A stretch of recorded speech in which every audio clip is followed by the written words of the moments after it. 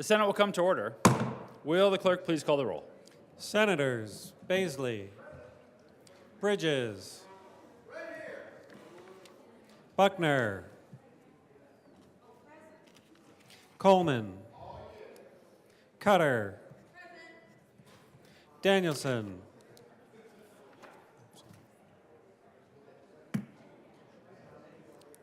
Senator Danielson, Excused. Exum, Fields, Gardner, Janal, Gonzalez, Senator Gonzalez, Hansen, Excused. Hinrichsen, Huckes Lewis, Kirkmeyer, Kolker, Liston, Lundin, Marchman, Michelson Janae, Senator Michelson Janae, thank you. Malika, Pelton B, Pelton R, Priola, Rich, Roberts, Senator Roberts, Excused. Rodriguez, Simpson, Smallwood, Sullivan, Van Winkle, Will, Senator Will, Excused. Winter, Zenzinger,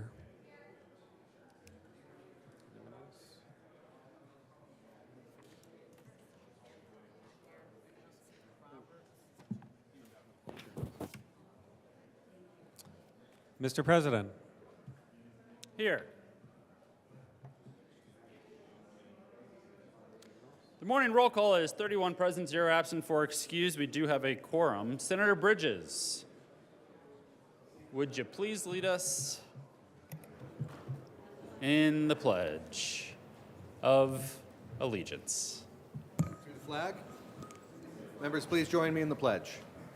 I pledge allegiance to the flag of the United States of America and to the republic for which it stands, one nation, under God, indivisible, with liberty and justice for all. Approval of the journal. Senator Priola. Morning, Mr. President. I move that the Senate Journal of March 8th, 2024 be approved as corrected by the Secretary. You have heard the motion. All those in favor say aye. Opposed, no? The ayes have it. The motion is adopted. Senate Services. March 11, 2024, correctly engrossed Senate Bill 94, correctly re-engrossed Senate Bill 68, correctly revised House Bill 1119.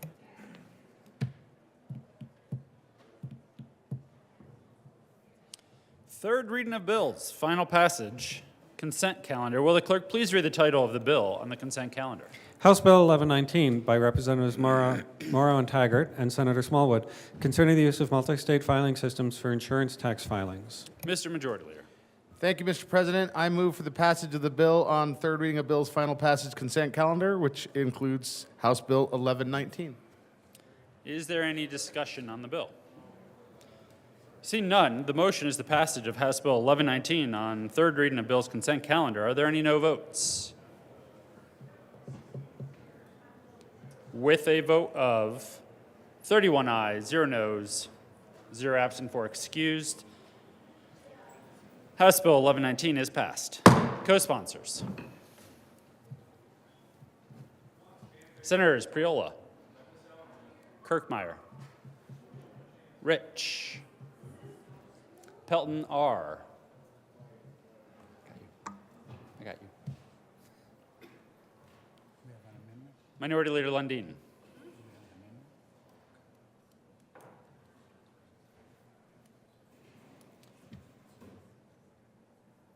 Will the clerk please add Senator Danielson to the roll?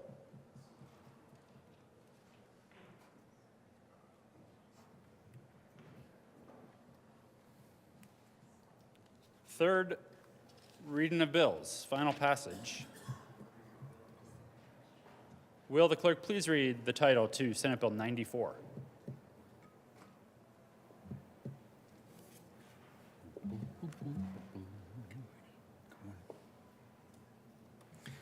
Senate Bill 94 by Senators Gonzalez and Exum and Representatives Lindsay and Froelich, concerning safe housing for residential tenants and in connection therewith establishing and clarifying procedures regarding a tenant's claim of breach of the warranty of habitability. Senator Gonzalez. Thank you, Mr. President. Colleagues, we move Senate Bill 94 on third reading and final passage and ask for an aye vote. Is there any discussion? Mr. Minority Leader.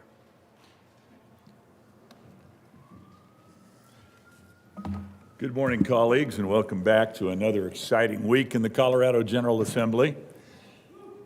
I rise to discuss briefly, we spent a fair amount of time on Senate Bill 94 on seconds, but I will discuss briefly my opposition to Senate Bill 94, and I will begin with my summary comment. I'm going to vote no against this bill because it's going to raise rents in Colorado. How does that happen, you say, Lundeen? Well, we ran a number of amendments to this bill, and quite frankly, the bill was morphed significantly by a 6 or 8 page strike below, and we offered additional amendments to try and get it to a place where it would do less economic violence to the people who choose to rent out properties that they own to other individuals. Now, the bill seeks to address some challenges, and there were a couple very, very challenging hardship cases expressed and heard about in the hearing on this bill. You receive, I'm confident, as a state senator, as I do, an enormous amount of email. Typically, the emails I receive are helpful, they're encouraging, they're insightful, and they engage in making me, quite frankly, through understanding other people's perspectives, a better legislator. Occasionally, we get emails that are a little bit interesting, a little bit hard to understand and hard to discern. But more importantly, one of the two big roles we get as legislators, you know, the primary role that most everybody thinks about is we can bring bills. We each get 5 bills without question to bring policy forward on behalf of the people of Colorado. That's one of the things we get to do, is we get to bring legislation to make our state a better place. But one of the other really important things that we can do is we get returned phone calls. We get returned emails. We can do important constituent service work. And when we have a constituent in a difficult circumstance, frequently we can intervene and get that constituent a better result. Now, it is my perspective that instead of bringing Senate Bill 94, constituent work is maybe what should have happened. People in a circumstance where a landlord is behaving like a knucklehead, and that landlord needs to be knocked upside of the head and encouraged to see the better lights of the circumstance and address the situation for an individual. But that's not what 94 does. 94 says, let's bring a sweeping, gigantic bill that changes the relationship in a meaningful way between those who would deploy capital into real estate and rent it out to other people, and makes that capital more deeply at risk. It is clear, as Senate Bill 94, as amended here in the first chamber, it's clear based on the interaction following the passage of the bill on seconds that landlords will now, because of the way the bill's written, and it requires 60 days of lodging if in fact there is a habitability challenge, which could, quite frankly, be caused by somebody having an overflowing toilet or a bathtub that they caused to overflow.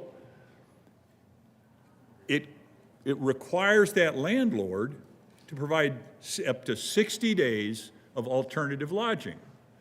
So the net effect then is that every landlord now will have to, when they're pricing the rent for which they will charge for their property, they're going to have to build in one more new risk factor. It's possible that I'm going to have to foot the bill for 2 months of additional rent for somebody else if there's a challenge they may cause, my tenant may cause, or we may just have a challenge within the property. So every landlord in Colorado's now is going to have to bake an additional potentially 60 days of lost rent or additional expense that they have to pay. So what happens? Rents go up.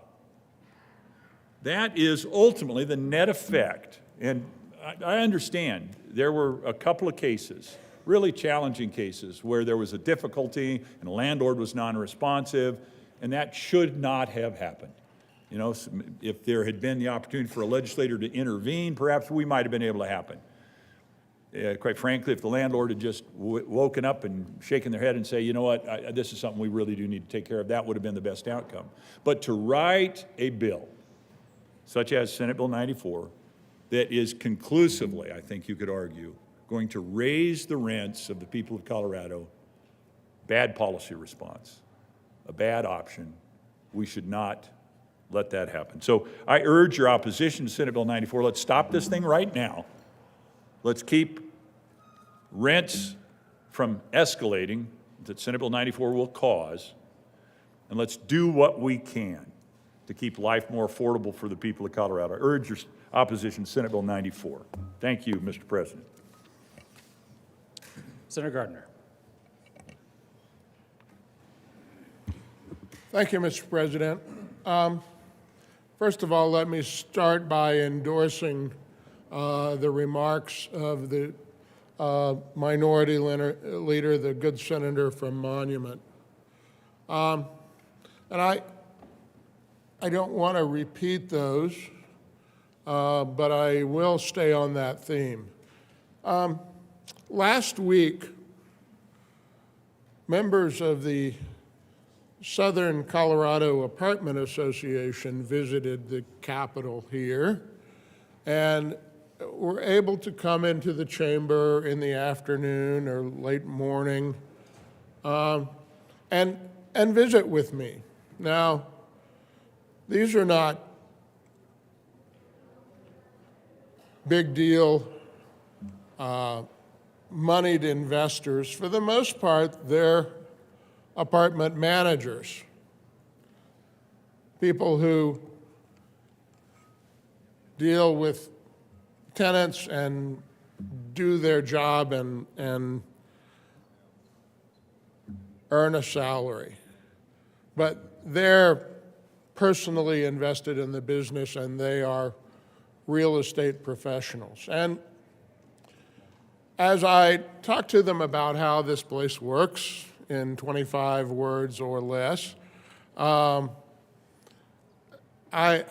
finished and said, do you have any questions? And one lady sort of shyly put up her hand, and I said, what's your question? And she said, well, do people understand here? Do they understand what these bills do? And I said, well, I understand, but perhaps others don't. And she said, but why don't they understand? These bills that are going through this year, this being one of them, are going to make it more difficult for us to rent. We're going to have to raise our rental prices.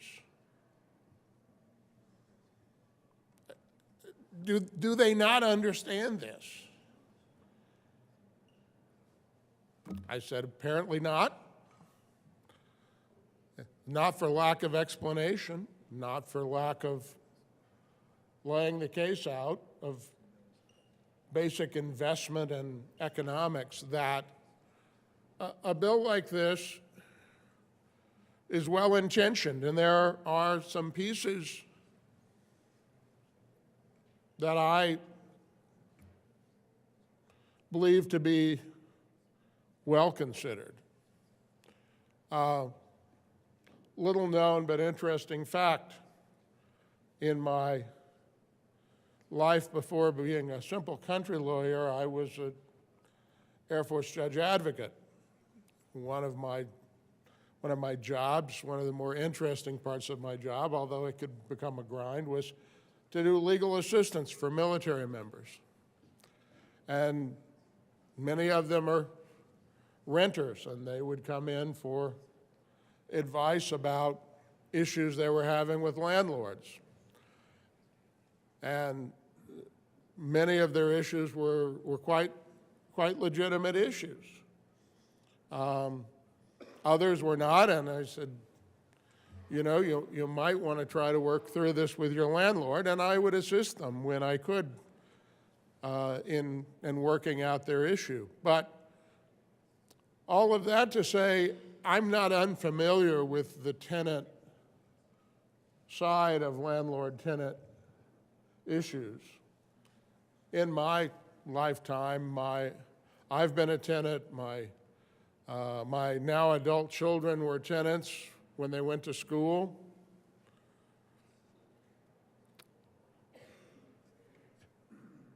They had good landlords and not so good landlords. It's kind of like there are good senators and not so good senators, good lawyers and not so good lawyers. And the warranty of habitability is an important thing, but the remedies here are draconian.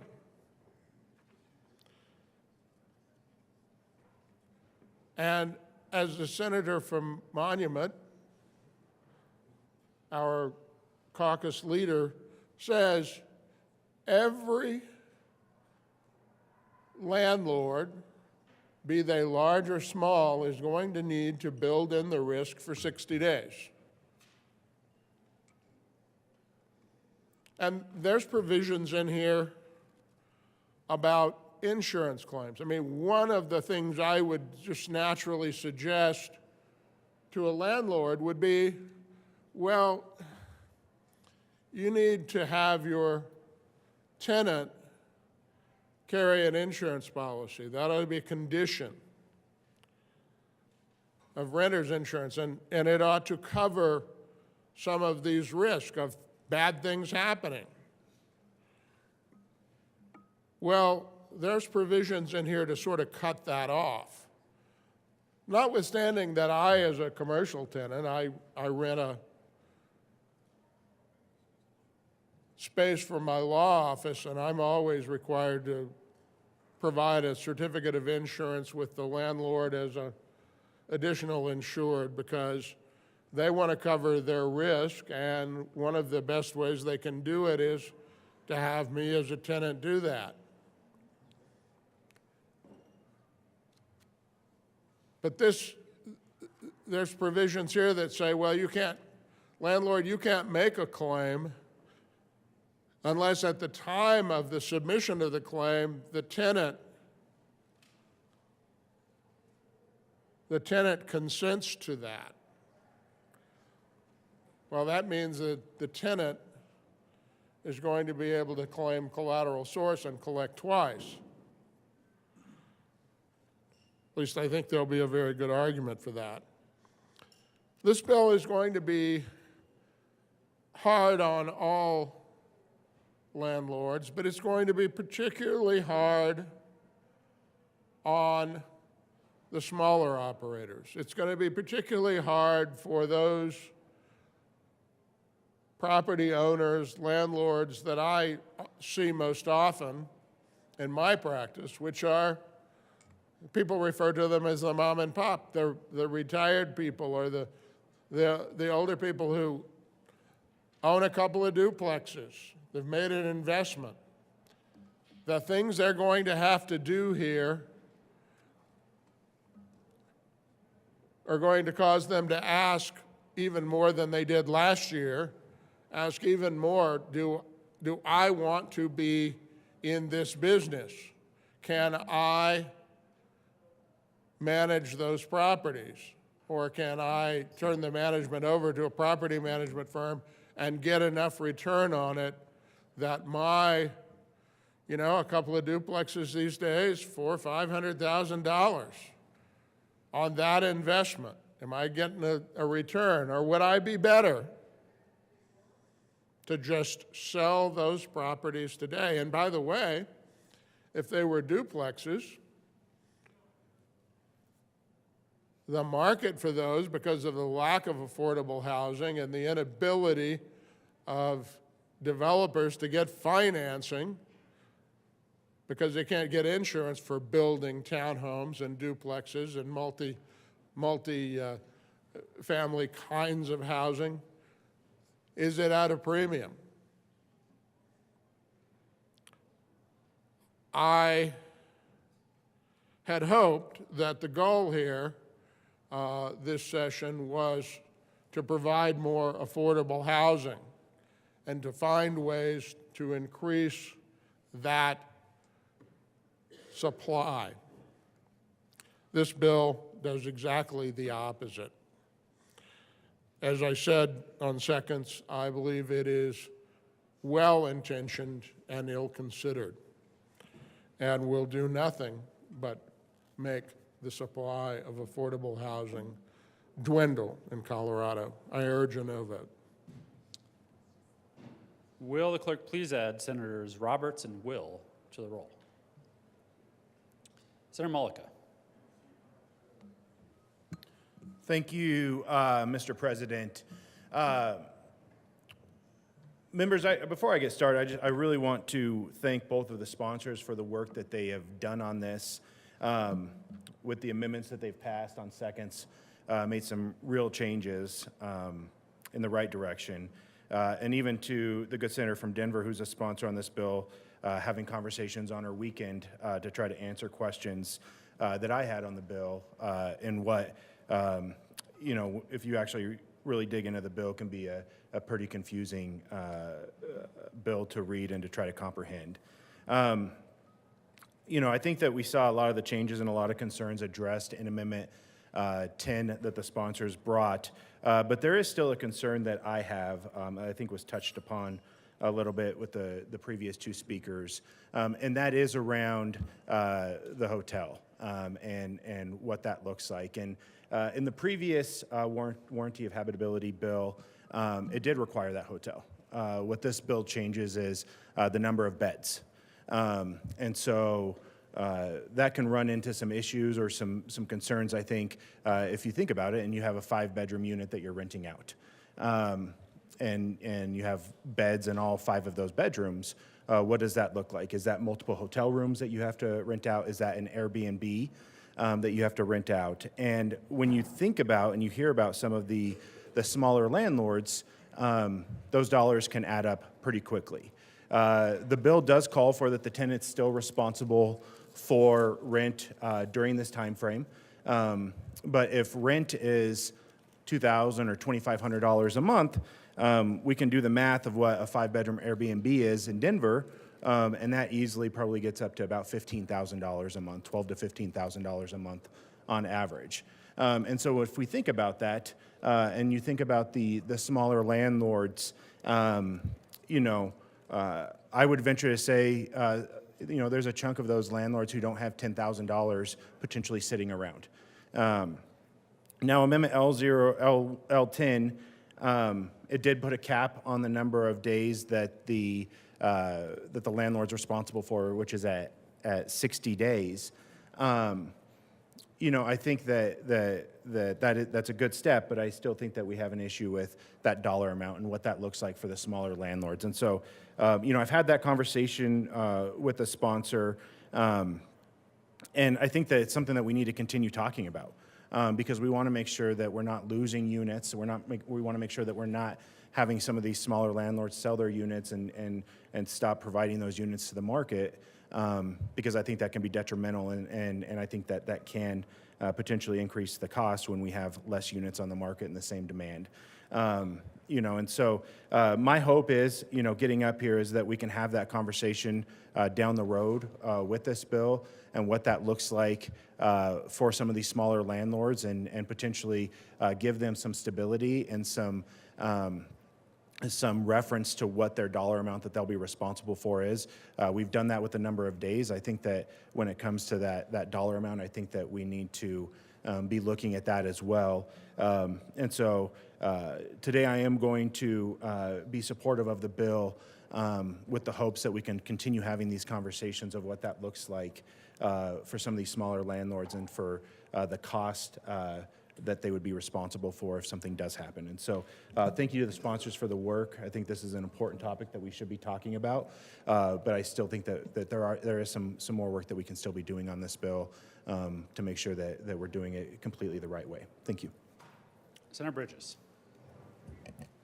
Thank you, Mr. President. So, I'm running for re-election in 2018. I'm knocking doors constantly because I'm in a competitive seat and I don't have time to not knock doors.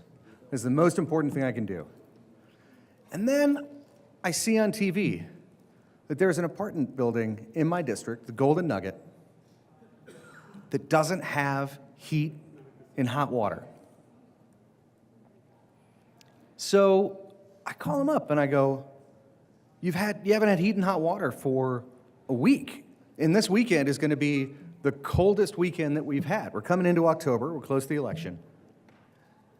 And there are reports on TV about veterans whose limbs are getting frostbite. And they told the TV station, they said, oh no, our boiler's fixed, we're just waiting for Excel.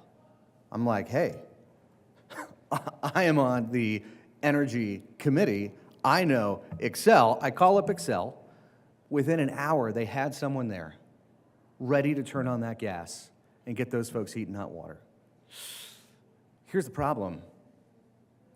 They hadn't touched the boiler. No repair had been done. They just lied. They just lied to the TV station. And so instead of knocking doors that weekend, I raised money, and to the Walmart lobbyists, thank you. I got a contribution from Walmart to go buy heaters, space heaters, for the folks who live there, to make sure that they didn't get frostbite over the weekend. Because the people who owned the Golden Nugget didn't bother, after a week of having a broken boiler, didn't bother to fix it. So why this bill today? Well, after that incident in 2018, we came here and we passed the first tenant Bill of Rights. And, in that, we worked really hard on this notification clause. It should be written down. You should have a record. There should be some way for folks to know. But here's what landlords did. Here's why we're here today. Because there was another apartment where the landlord said, you have to tell me verbally. If there's a problem with your unit, you have to tell me verbally. And so the tenant did that. Tenant said, essentially, my bathtub is pulling away from the wall, my ceiling is caving in, there's all sorts of mold. And then when the tenant didn't have any of this addressed and took the landlord to court, the court said, well, you followed the procedure outlined by your landlord, but turns out your landlord had that procedure specifically to avoid having the responsibilities that we put on them in that 2019 bill. Because there was no written record, sorry, you just gotta live in a place with a caving-in ceiling and a bathtub coming away from the wall and probably not very healthy for you. That's what drove the bill that we're looking at today. Landlords have a responsibility to their tenants. And in that relationship, the power balance is extraordinarily tilted towards the landlords. And all we're saying is, provide the amenities that you said you would provide. That's all this bill says. If you're advertising that you've got air conditioning and then the air conditioning breaks, you have to fix it. You know what? After that first bill passed in 2019, the number of phone calls I got over the summer from people saying, my air conditioner's out, how do I get that fixed? And I said, well, we didn't put that in the bill. I consider it breach of contract. I consider it false advertising. There's all sorts of ways that if you advertise that you have AC, and that's part of what it is that someone is paying for in a rental contract, they should probably be able to file, I don't know, some kind of claim. But, you know, nope. Not in this state. Not then. After we pass this bill, landlords have to do what it is they said they would do. That's it. And if they don't, then they got to make sure the people that are paying their rent receive what it is that they're paying for. Whether that's in a hotel, whether that's in another unit in the same apartment building, whatever the solution is. If you are a landlord, you have obligations. You have obligations to your tenants. That's what this bill is about. It is about making sure that people keep their word.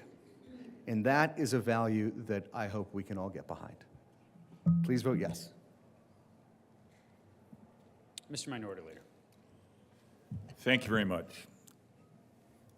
Issue number one, walking into this session, make housing more affordable.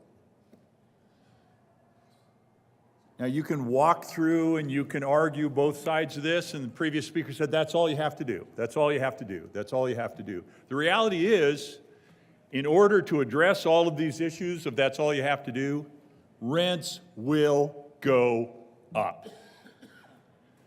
To the concept of, yeah, the bill is making headway, but we still need to keep working on it, I am just old enough to have lived through enough conversations where I found myself agreeing with someone to agree to something in the future. And you know what? Every single time I agreed to agree with someone about something in the future, I found out we were in disagreement.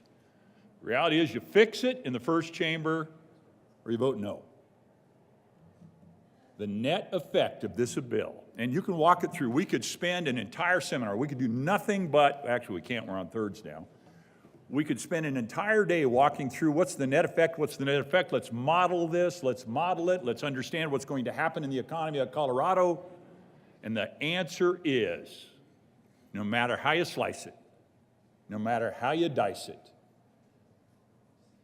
rents will go up. Those who can least afford it are going to find themselves carrying a heavier burden for a roof over their lives because of Senate Bill 94. Thank you, Mr. President. Senator Bridges. Thank you, Mr. President. Well, I was going to let that go, but you know, rents in the state of Colorado are not connected to costs. There's this idea, there's one approach to cost, right? When you're pricing rents, there's one way to look at it where you go, what are my costs? What's a reasonable amount of money for me to make? And then that's what I'm going to charge in rent. And there are some landlords who do that. But when you look around at the market in the Denver metro area, when you look around at the market in the state, certainly the state, let's look at Breckenridge. You really think that apartment owners in Breckenridge are just charging a little bit more than their costs? There's something called the market, something called value-based pricing, where you charge what it is that the market will bear. This is how most prices work in our economy today. And when you look at rental prices in the metro area and you compare it to costs, there is a wide gap between the two in most cases. And so, yes, this bill will increase costs to landlords. Of that, there is no question.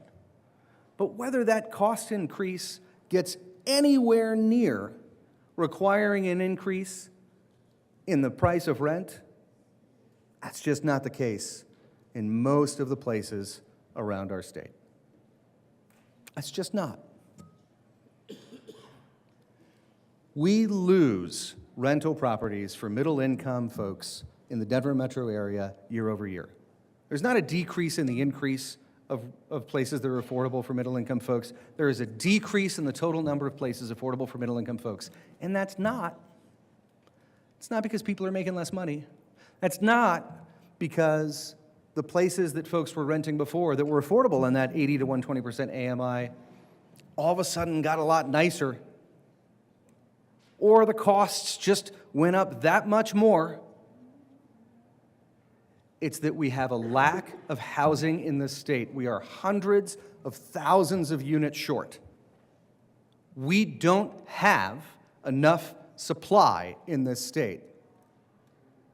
And the price that people charge for rent is based on that lack of supply. It's supply and demand. It's simple economics. The rent that is charged is based on the lack of supply, not cost plus. That's not how rents are charged in this state.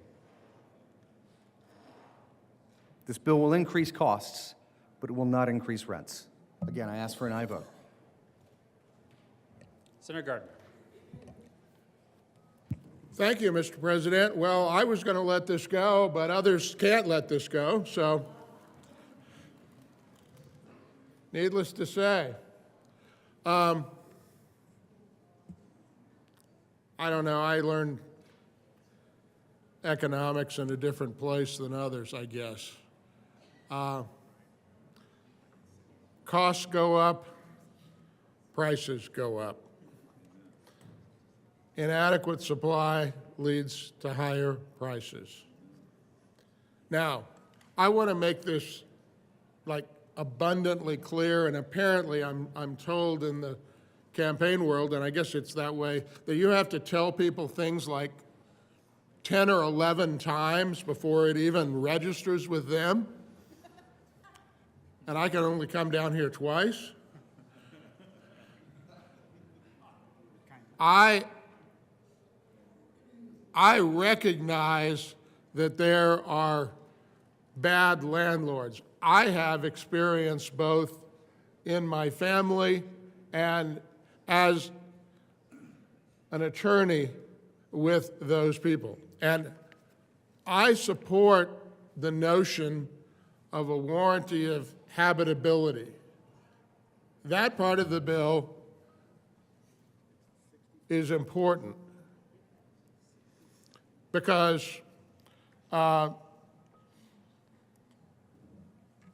senator from Greenwood Village told a horror story, and that wasn't okay. It should not happen, and there should be consequences. But the way the remedies are structured in this bill, they are not only going to drive prices up a little, they're going to drive people out of the market. They are going to take supply away or have it not be built. For the big people, the big apartment investors, I don't even know why they build any in this state these days. There's plenty of demand in Texas. There's plenty of demand in Utah. There's plenty of demand in Idaho. There's plenty of demand in Louisiana, Mississippi, across the South, Florida for sure.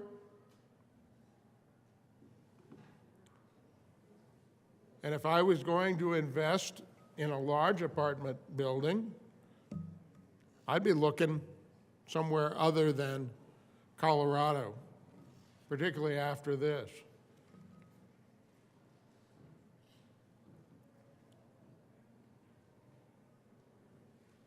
The idea that you can increase cost and prices won't go up, they won't respond, well, maybe they won't because maybe people can't pay, but that doesn't mean that those owners are going to continue to place their capital in apartments. they're going to start to place their capital elsewhere. My example of the mom and pop landlord is the simple one. It's the one you can wrap your head around really easily. Got money invested in duplexes. Real estate prices, because of supply and demand, are very high. What can I do? I want to make the most from my money. I'm about to retire. I'm retired. I'm depending on this income to supplement my my meager retirement savings. I'm not in para. What do?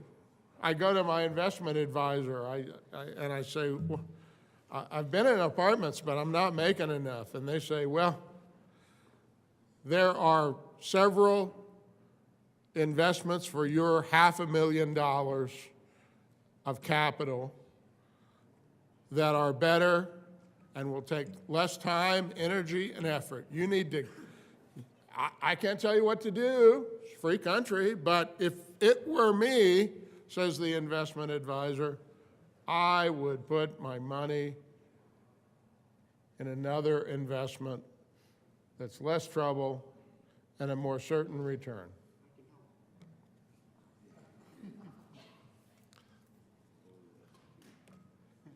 That's the simple economic matter of this. You can't drive up cost and prices not follow. It's like, oh, I'm gonna suck up those additional costs. I had this is related to the mechanics of this. I had an interesting conversation with some young college students out in the lobby not long ago, and they were promoting an idea for incentives for installation of heat pumps. This is the economics of this, and I said, that sounds like a great idea. Where's that money coming from? And they said, well, it'll come from the manufacturers. And I said, do you think they're going to absorb that? And they go, oh, no, they're going to pass it on. Do you think those who are invested in rental properties are going to absorb that cost? Even if they absorb some of it. But if the demand is high, this is not encouraging larger supply, which would make those prices go down. I mean, that's the economic reality here, is that greater supply and greater supply of quality housing would make it go down. It's a fine balance. This is not an argument for we should let landlords be free of any liability whatsoever. Not an argument for that at all, colleagues. It's an argument for balance, and this strikes the wrong balance. Vote no. Senator Smallwood. Thank you, Mr. President, and thank you, colleagues. So, as one of a handful of people in this room that has rented properties, single-family homes, condominiums, vacation rentals, short-term rentals, I'm so glad that I was able to listen to this debate today and have somebody finally tell me how I was able to price my rents. I guess I'd never really thought about it before, but now I understand how I priced my rents. This has been really, really helpful, and it'll guide me going forward, probably, how I'll continue to price rents. Because I thought all this time, foolishly, I guess naively, that I was looking at a number of things. I was looking at the direct costs, what this is going to cost me as far as maybe my mortgage, cost of insurance, maintenance. I'd look at, again, previously, before today, I'd look at things like the indirect costs, right? The time, the energy that I would have to put into these properties, traveling to them, working on them, phone calls I'd have to have with people, consultation, additional tax work, right? These soft costs. And I thought, again, before today, that I was looking at the risk that I was taking. Because as a senator from El Paso County pointed out, I think like a lot of landlords, I have choices with where to devote my capital. Colleagues, bills like this raise rent, period. We can try to whitewash it as much as we want to, but I'm not saying these necessarily raise direct costs, but at least when I was pricing rents, that's not the only thing that I was looking at. Colleagues, I own a property in Summit County that I rented for years. As soon as all the talk about additional regulations, rules, filings, taxes, when it came to short-term rentals in Summit County, guess what I did? This is years ago. Quit renting it. It sits empty. I don't rent it anymore. People that used to come from Texas and Oklahoma and Kansas and rent that condo in Summit County, that piece of property is unavailable today as a short-term rental. It sits empty. Some of you have been there with me.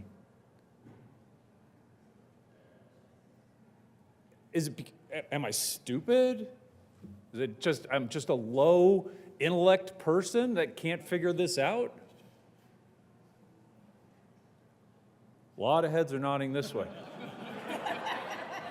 A lot of heads nodding for the citizens of Colorado to know. I just want to know if he loves it. Or perhaps, am I like other property owners across the state who've looked at the risk compared to the reward and said, it ain't worth it for me anymore.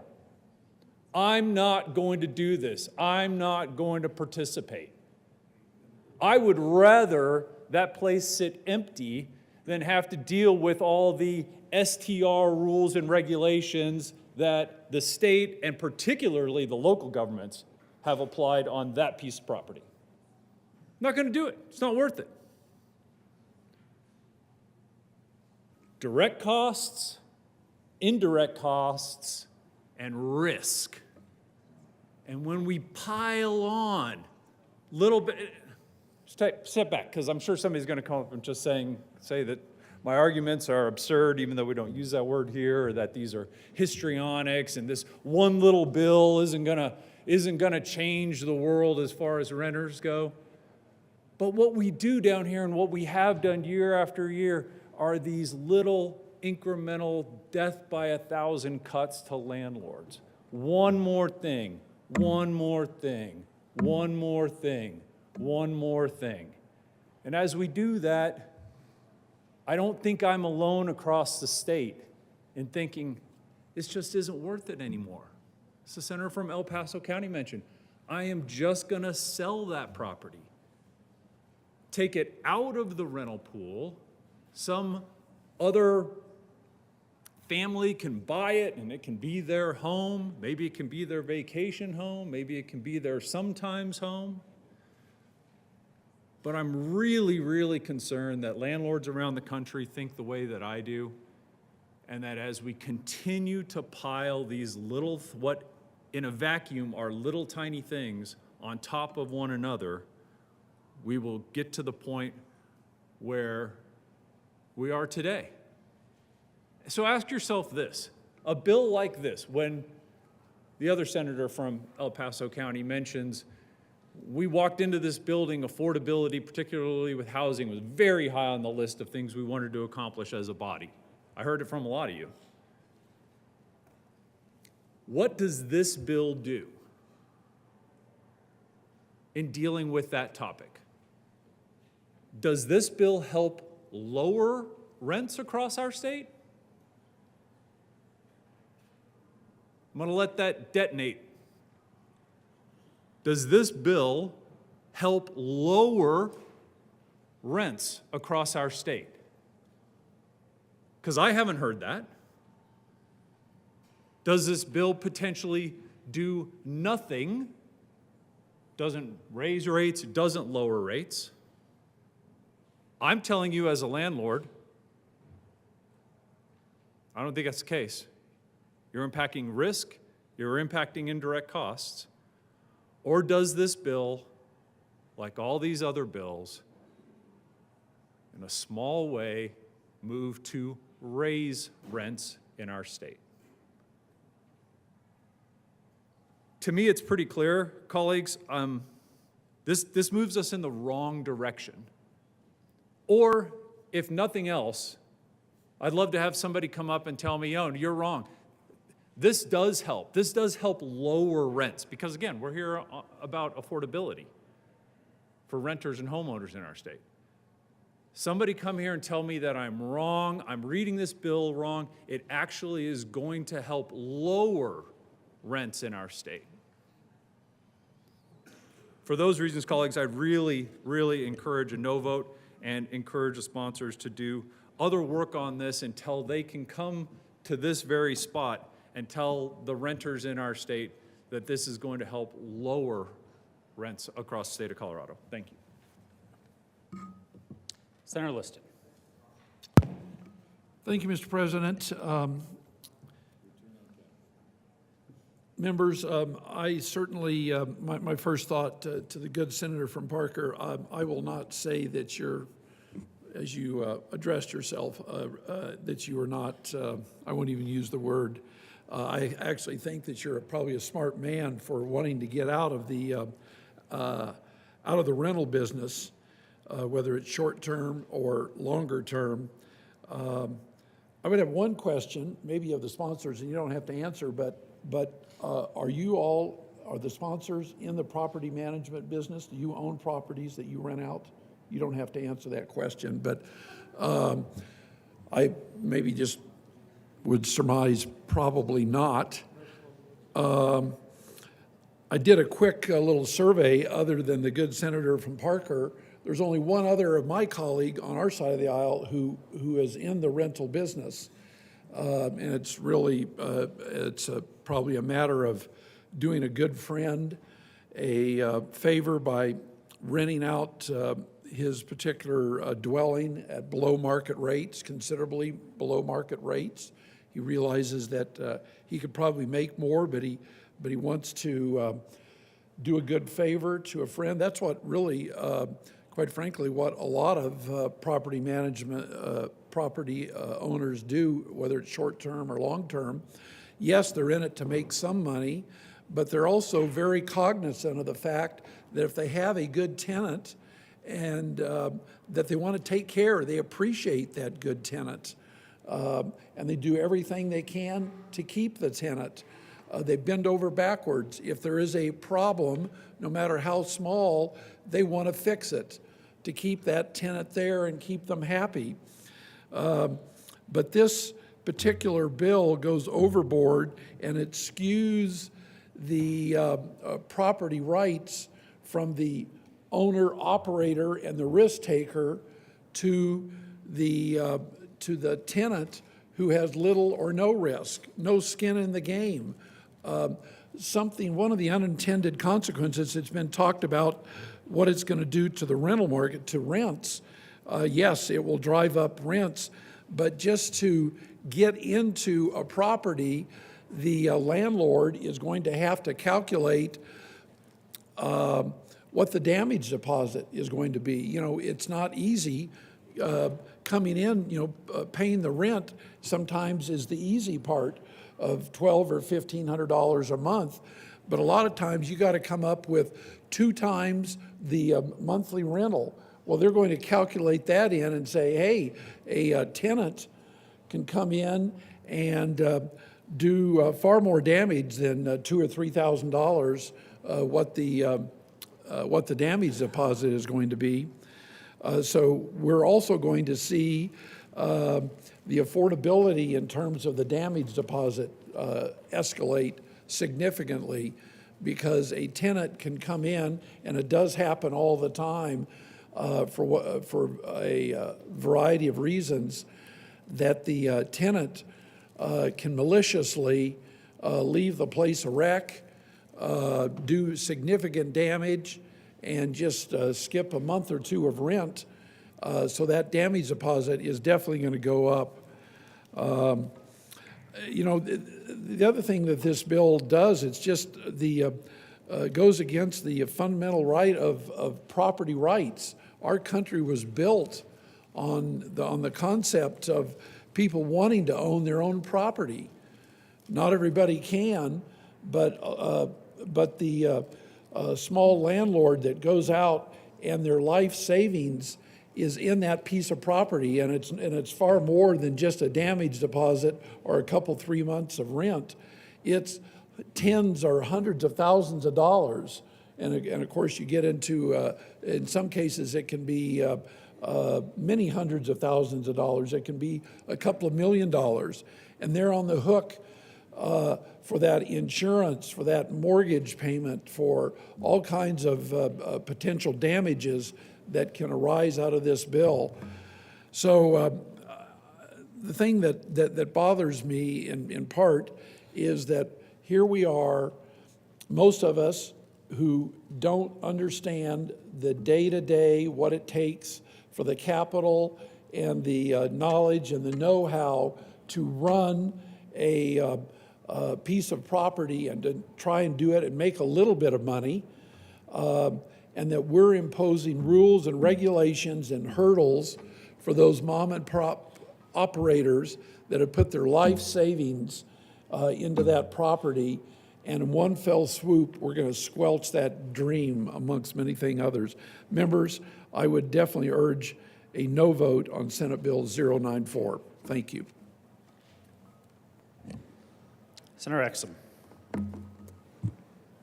Thank you, Mr. President, and thank you, colleagues, for your comments and for the discussion. I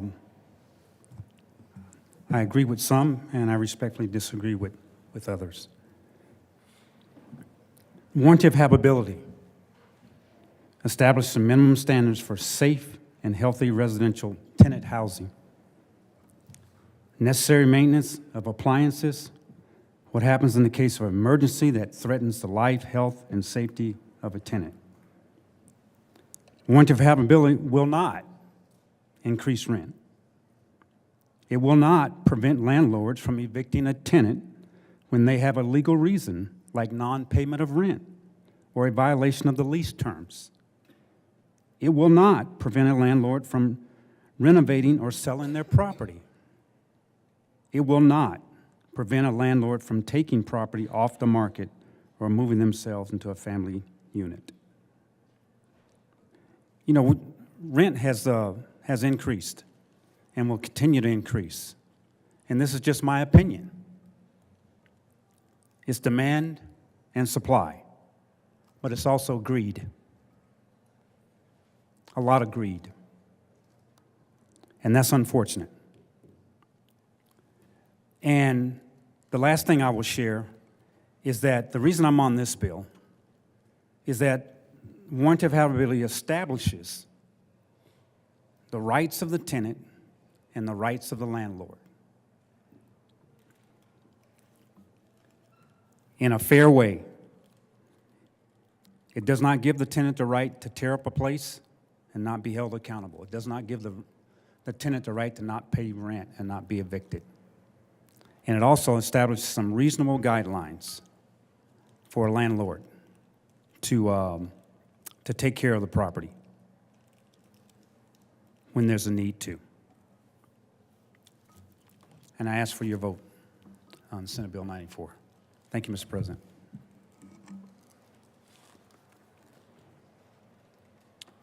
Senator Gonzalez. Thank you, Mr. President. I want to extend my appreciation to everybody for reading this bill as thoroughly as y'all have. I get it.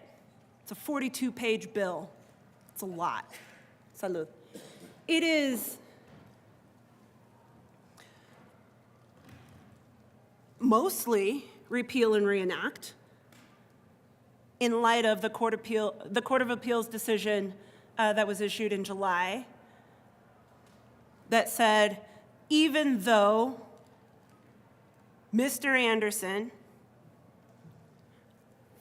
spoke directly to his property manager, even though Mr. Anderson wrote a letter, even though Mr. Anderson invited CDPHE to come and do an inspection of his unit, that somehow he had not managed to comply with the notice requirements.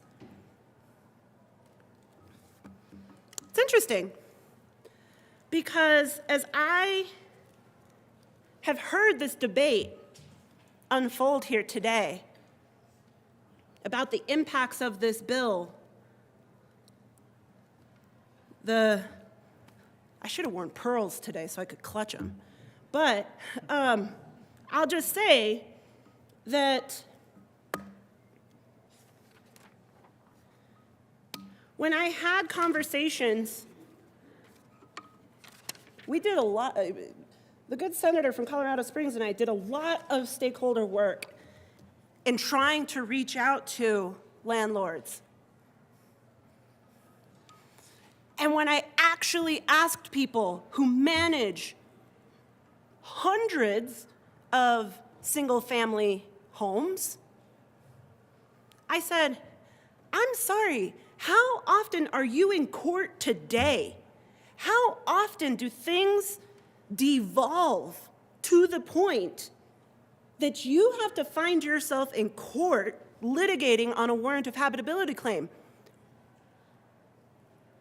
Some of these landlords were property managers. Some of them were landlords themselves, the CLLC.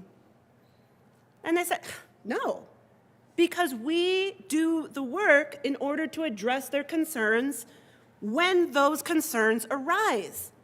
It's both a smart decision for them for, I don't know, humanity reasons, because we're talking about ensuring that tenants have a safe and habitable place to live, but it's also an economic decision on their end. They want to protect the value of the property by getting it fixed. They say, no, we respond. How often are you in court? Okay, the one guy who was the lawyer in the group said, I'm in court every day. Okay, cool, got it.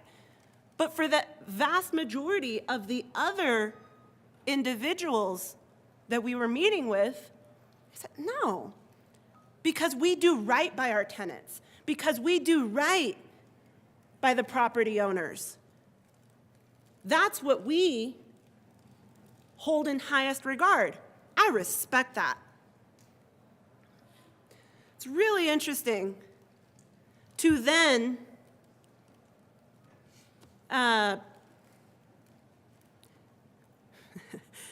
read the 2024 edition of the Legal Handbook for Rental Housing in Colorado, written and published by Shetter Sulzer, PC.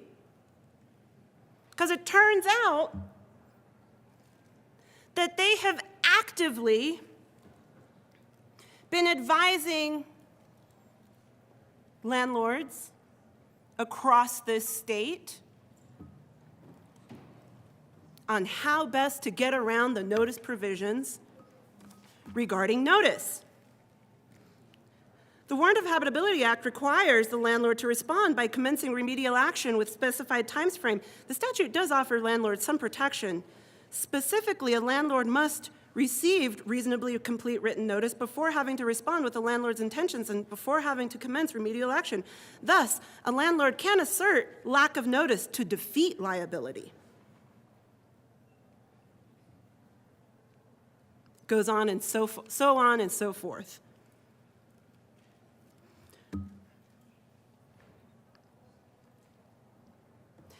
Warrant of habitability. This is the leading landlord litigator in the state. Currently, and this is about law today.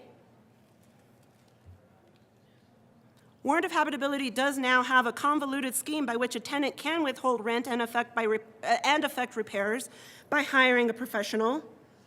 Goes on to say, tenants rarely, if ever, attempt to withhold rent and have repairs effected at a rental by third-party professionals because of the complexity of the process. ... Tenant advocates absolutely insisted that these remedies be included, but they are seldomly utilized by tenants.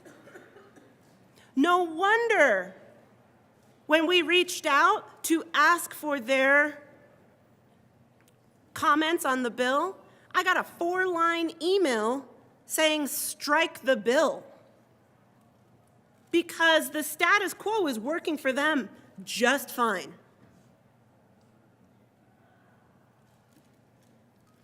When you look at the standard lease, this is from this summer. This is a standard lease. It's 75 pages in, I'm going to be generous and say that this is 6-point font.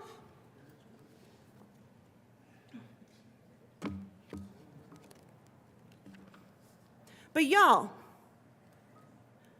for opponents of this bill to say, "Oh, this bill is so long and complicated,"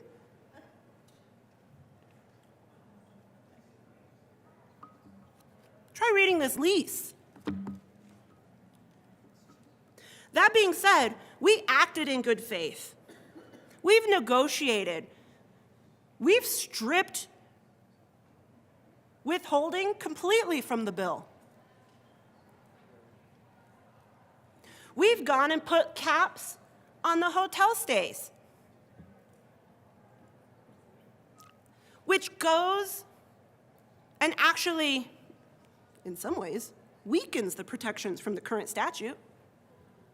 But we've done that in order to negotiate in good faith, because we know that the vast majority of landlords and the vast majority of tenants in this state are good people just trying to do right and live in a place that doesn't have mold, that doesn't have a 3-foot hole in the ceiling that takes years to get addressed.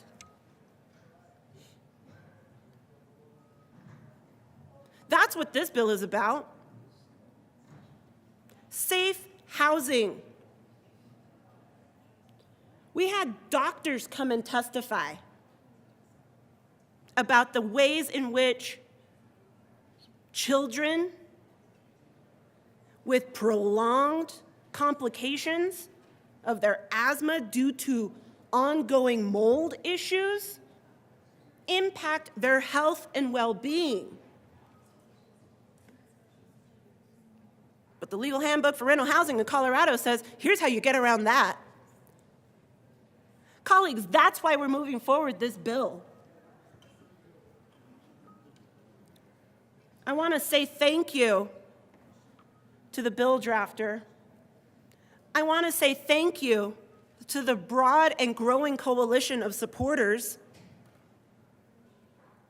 But lastly, and most importantly, I want to say thank you publicly to Mr. Alan Anderson, a man who, without a lawyer, tried to do the right thing. Direct face-to-face conversations, letters, inviting in a government agency. He then went and filed a warrant to habitability claim without even a lawyer. Went all the way up to the Court of Appeals before the Court of Appeals said, I'm sorry, you didn't follow exactly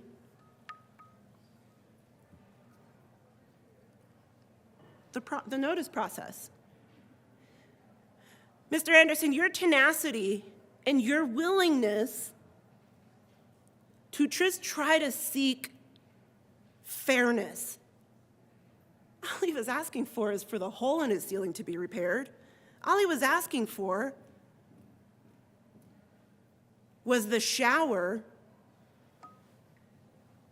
and the tiles to be recaulked because there was water damage in his unit.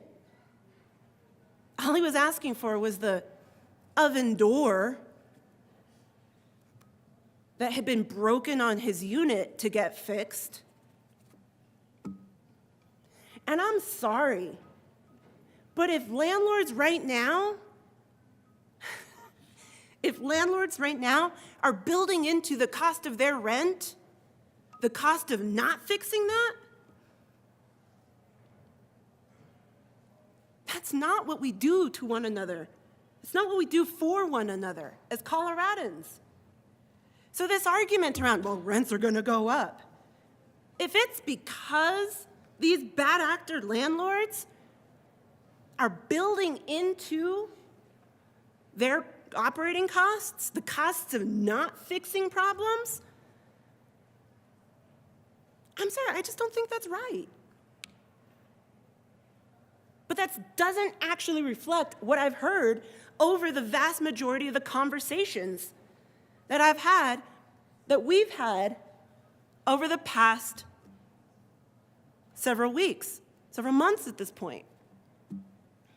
When I talk to landlords, they say, that's not how I work. That's not how I do my business. They're saying, we address problems when they arise. We do right by our tenants. But as that Court of Appeals decision affirms, and as the legal handbook for rental housing in Colorado confirms, right now it's extraordinarily difficult to abide by the existing protections that this General Assembly has already put into place. And colleagues, that's why I ask for an aye vote on Senate Bill 94. Thank you.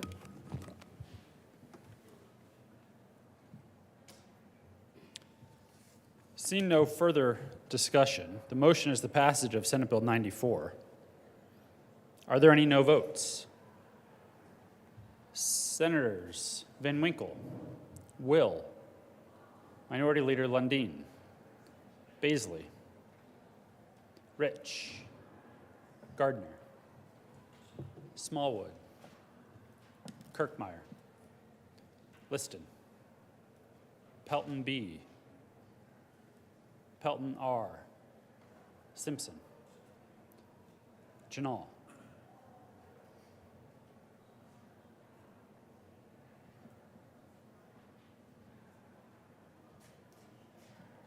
With a vote of 21 ayes, 13 noes, 0 absent, 1 excused, Senate Bill 94 is passed. Co-sponsors. Senators Hendrickson, Fields, Priola, Winter, Buckner, Michelson Janae, Cutter, Jaquez Lewis, Sullivan,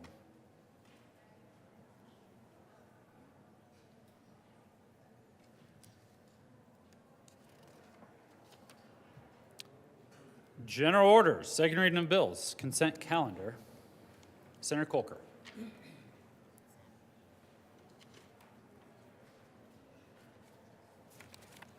Thank you, Mr. President. I move the Senate resolve itself in the Committee of the Whole for consideration of general orders, second reading of bills, consent calendar. You have heard the motion. All those in favor say aye. Opposed, no. The ayes have it. The motion is adopted, and the Senate will resolve itself into the Committee of the Whole for the consideration of the general order, second reading of bills, consent calendar, and Senator Colker will take the chair.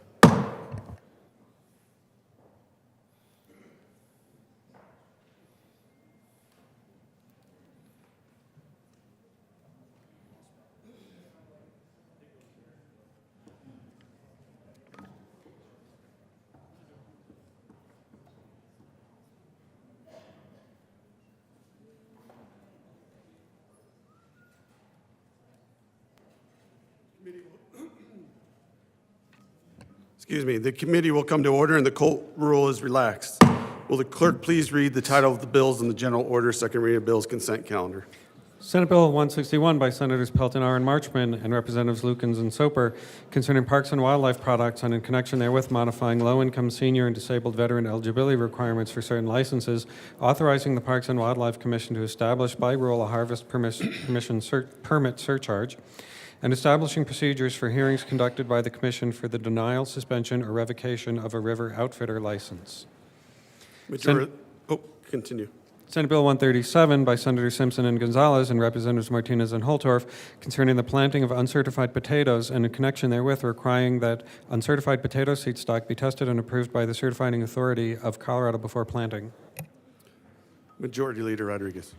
Thank you, Mr. Chair. I move for the passage of both the bills on second reading of bills consent calendar, which includes Senate Bill 161 in the Ag and Natural Resources Committee report, and Senate Bill 137, also including the Ag and Natural Resources Committee report. Is there any discussion on the committee reports? The motion before the body is the adoption of all the committee reports on the general order, second reading of bills consent calendar. All those in favor say aye. Opposed? No. The ayes have it, and the committee reports are adopted. Is there any discussion on any of the bills on the consent calendar? Seeing none, the motion before the body is the adoption of all the bills on the general order, second reading of bills consent calendar. All those in favor say aye. Opposed, no. The ayes have it, and the bills are adopted.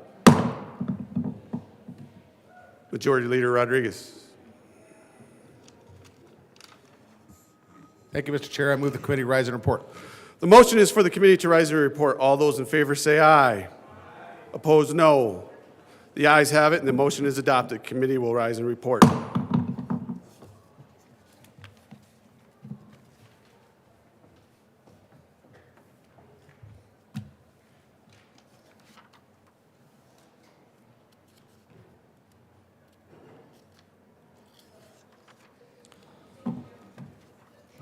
Senate will come to order. Senator Kolker.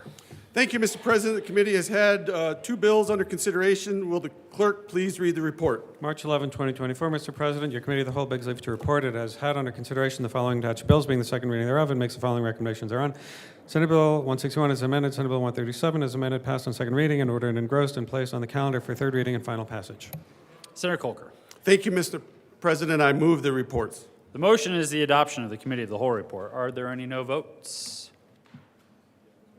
With a vote of 34 ayes, 0 no, 0 absent, 1 excused, committee of the whole report is adopted. Senate Bill 161 is amended. Senate Bill 137 is amended, passed on second reading, order engrossed, and placed on the calendar for third reading and final passage. General orders, second reading of bills. Senator Kolker. Thank you, Mr. President. I move the Senate resolve itself in the committee of the whole for consideration of general orders, second reading of bills. You have heard the motion. All those in favor say aye. No. All those opposed, no. The ayes have it, and the motion is adopted. The Senate will resolve itself in the committee of the whole for the consideration of the general order, second reading of bills, and Senator Kolker will take the chair.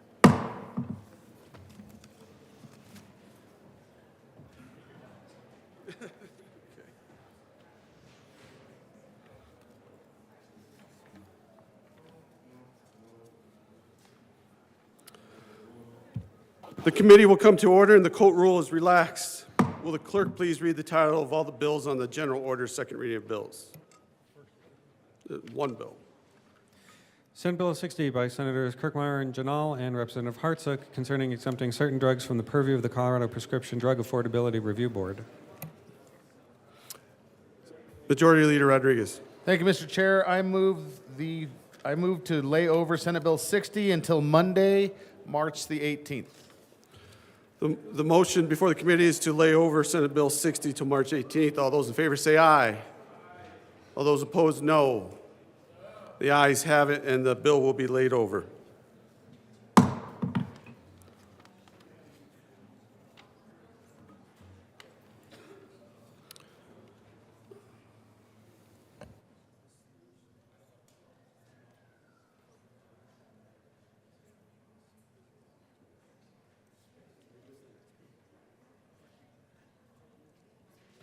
Will the clerk please read the title to House Bill 241035? House Bill 1035 by Representatives Boson-Ecker and Joda and Senator Huckes, Lewis, and Will concerning technical modifications to the laws governing the Colorado Health Benefit Exchange and in connection therewith modifying the criteria for membership on and the number of meetings of the Colorado Health Insurance Exchange Oversight Committee, adjusting the timeline for certain reports and presentations regarding the operations of the exchange, and directing the exchange to annually present its financial and operational plans and major board actions to the committee. Senator Huckes Lewis.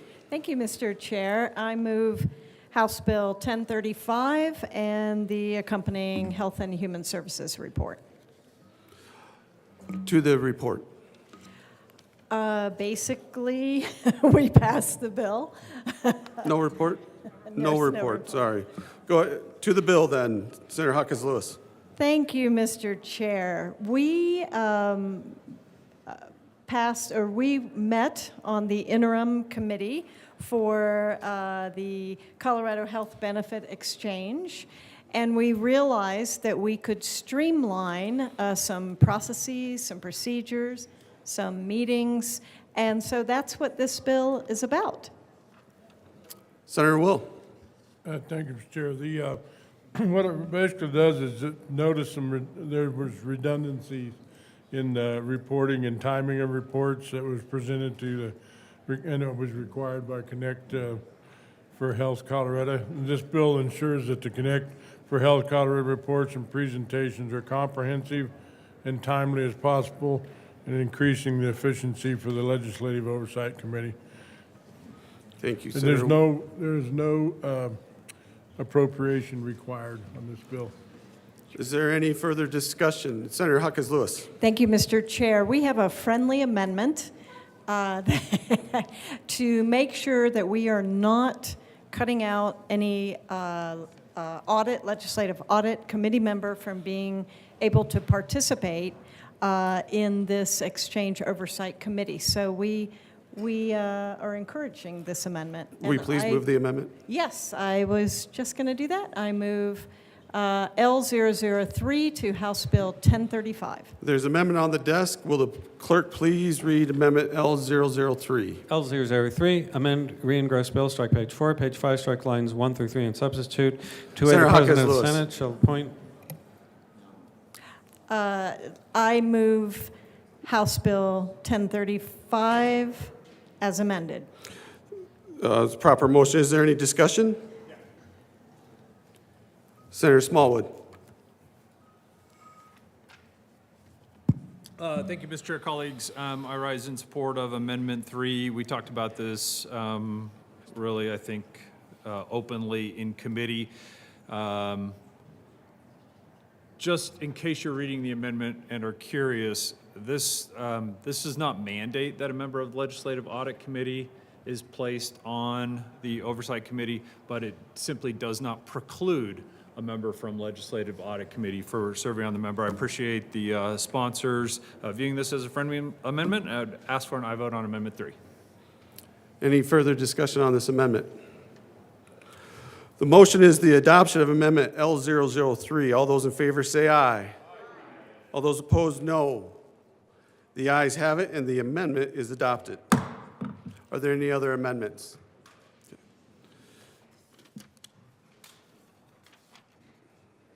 Any further discussion on the bill? Seeing none, the motion is the adoption of House Bill 1035 as amended. All those in favor say aye. Those opposed, no. The ayes have it, and the bill is adopted. Majority Leader Rodriguez. Thank you, Mr. Chair. I move the committee rise and report. The motion is for the committee to rise and report. All those in favor say aye. All those opposed, no. The ayes have it. The committee will rise and report.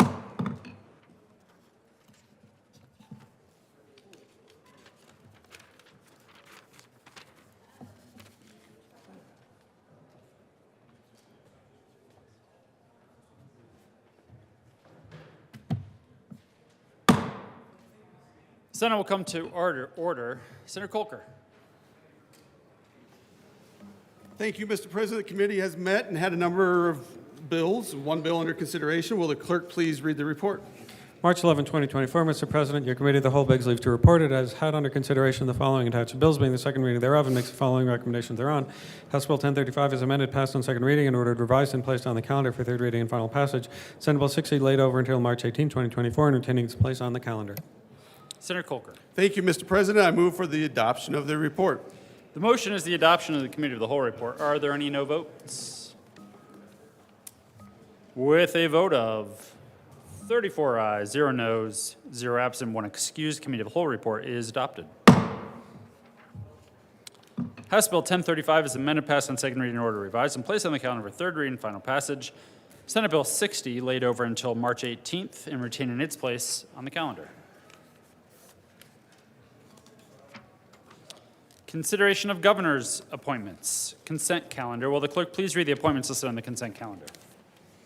Members of the Colorado Commission on Judicial Discipline for terms expiring June 30, 2027, Ingrid Barrier of Denver, Colorado to serve as an attorney appointed. Stephanie Trujillo of Commerce City, Colorado to serve as a non-attorney appointed. Mr. Majority Leader.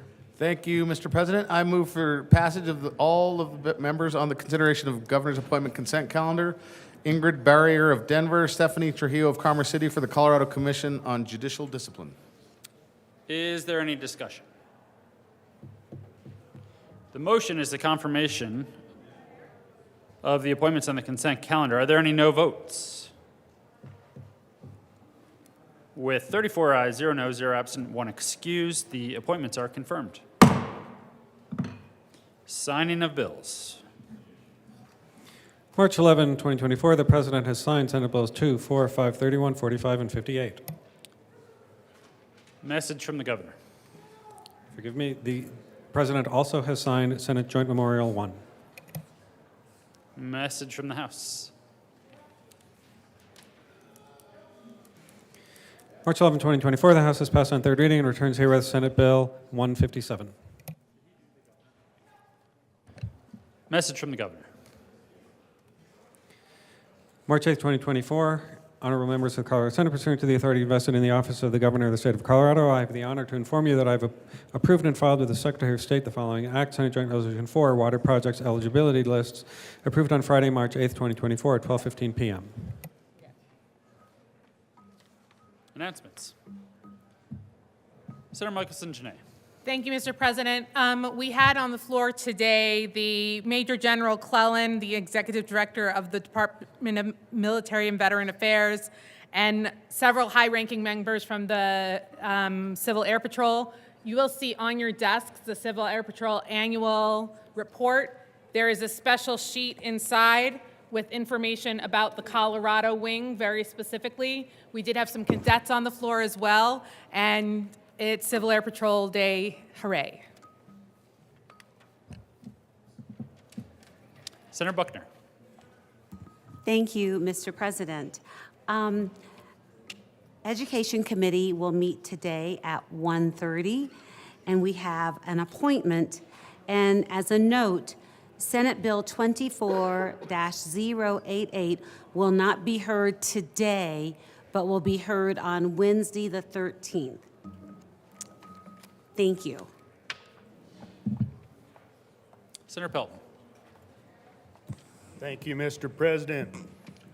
First of all, I don't know who all knows this, but the Cheyenne Wells Tigers are Class 1A state champions, the boys team. My oldest grandson's on that team. First time since 1955, Cheyenne Wells has won state. So, yeah, that's pre-Rod, so.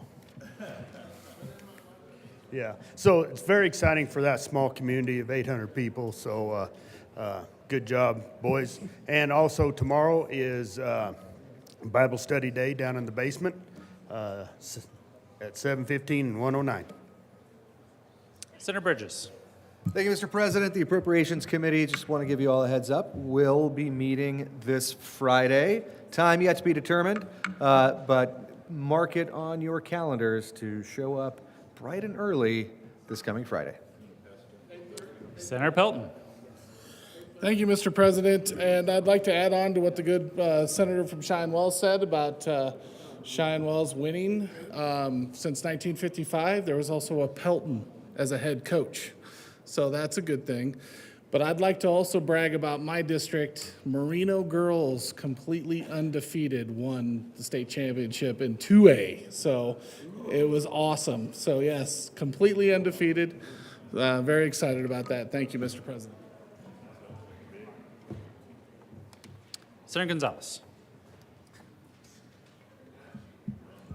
Thank you, Mr. President. Colleagues, we will be meeting in the Senate Judiciary Committee today at 1:30 in the old Supreme Court. Because Senate Bill 11 is action only, we will hear that bill first and then proceed with the other items on our agenda as printed in the calendar. See y'all then. Senator Winter. Thank you, Mr. President. Transportation and Energy will be meeting at 1:30 today. We have one bill up, and I look forward to seeing you there. Senator Buckner. Thank you, Mr. President. I'm requesting a moment of personal privilege, please. Granted. Thank you. Iman Judah, Representative Judah, is the state representative for House District 41, which is in my Senate district, and she asked me to make this announcement.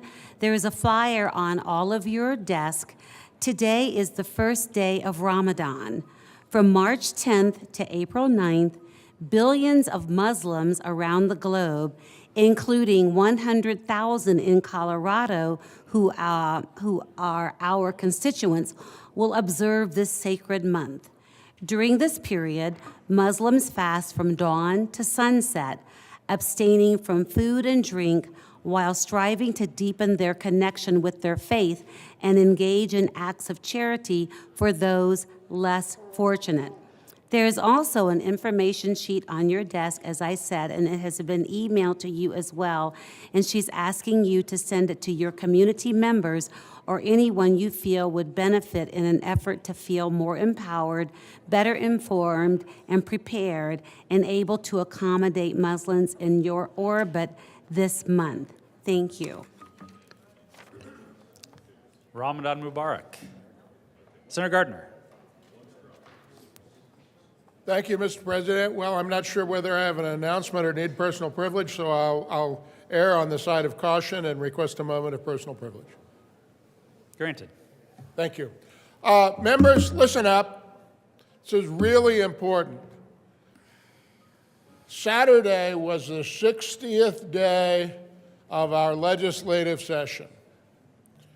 Now, that means we are more than halfway through, but I learned that we have 2/3 of the work in front of us. So we have a mismatch between time left and work to be done, which means that we'll be in the well many, many hours here.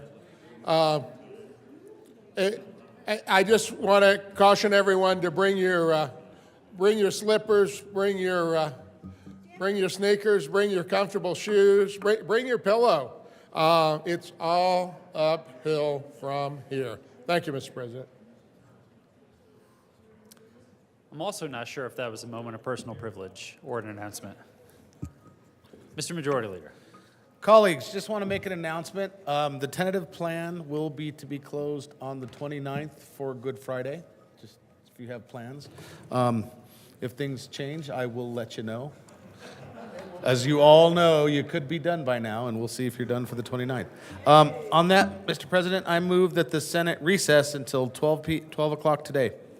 You don't need to come back. We're just looking at some bills to read across. You have heard the motion. All those in favor say aye. Aye. Opposed, no. The ayes have it, and the Senate will recess until 12 p.m. today.